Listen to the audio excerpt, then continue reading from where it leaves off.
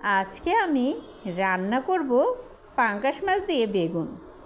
আর তার জন্যই পাঙ্গাস মাছটা আমি বাজার থেকে আনার পরে একদম টাটকা পাঙ্গাস মাছ দিয়ে বেগুন রান্না করব। আর তার জন্য আমি মাছটাকে ভালো করে ধুয়ে পরিষ্কার করে নিয়েছি। হলুদের গুঁড়ো, মরিচের গুঁড়ো আর লবণ দিয়ে ম্যারিনেট করে রেখে দিয়েছিলাম। ফ্রাই প্যানে তেল গরম করে আমি মাছটা দিয়ে দিলাম। মাছটা যখন আমার এক পাশ ভেজে নেওয়া হয়ে যাবে, আমি উল্টে আরেকটি পাশও ভেজে নেব। আমি এখন মাছটা সাইডে রেখে দিব। চুলায় আরেকটি কড়াই বসিয়ে দিলাম, দিয়ে দিলাম তেল আর অল্প একটু লবণ। আমি এখানে বেগুন আর আলু কেটেছিলাম, দিয়ে দিলাম। দিয়ে আমি এটাকে একটু ভাজা ভাজা করে নিলাম। আলু এবং বেগুনটা আমি কিন্তু লম্বা লম্বা করে কেটেছি। এখন আমি দিয়ে দিলাম পেঁয়াজ কুচি এবং কাঁচামরিচ ফালি, দিয়ে একটু ভেজে নিলাম। তারপরে আদা রসুনের পেস্ট আর স্বাদ মতো লবণ দিলাম, দিয়ে একটু ভেজে নিলাম যাতে করে আদা রসুনের কাঁচা গন্ধটা চলে যায়। দিয়ে দিলাম হলুদের গুঁড়ো, মরিচের গুঁড়ো, ধনিয়ার গুঁড়ো, দিয়ে একটু ভালো করে কষিয়ে নিব। কষিয়ে নেওয়া হয়ে গেলে আমি এখানে একটা টমেটো ফালি করে দিয়ে দিব।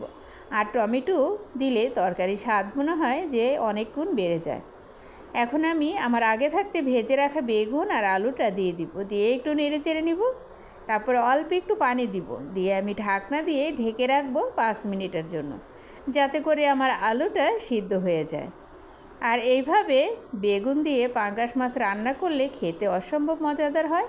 আপনারা চেষ্টা করবেন বেগুনটা কম দেওয়ার জন্য আর মাছটা বেশি দেওয়ার জন্য।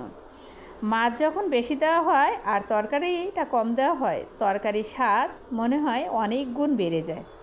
আমি এখানে একটা বেগুন দিয়েছি আর একটা আলু দিয়েছি, আর এখানে 8 পিস মাছ দিয়ে আমি তরকারিটা রান্না করে নিয়েছি। আজকে আমার পাঙ্গাস মাছ দিয়ে বেগুন রান্নাটা কেমন হলো অবশ্যই সবাই আমাকে কমেন্টে জানাবেন। আর বন্ধুরা, তোমরা কে কোথা থেকে আমার এই ভিডিওটা দেখছো অবশ্যই সবাই আমাকে কমেন্ট করবে। আর ভিডিওটা দেখে সবাই অবশ্যই লাইক দিবে। আজকে এই পর্যন্তই। সবাই ভালো থাকবে। আল্লাহ হাফেজ।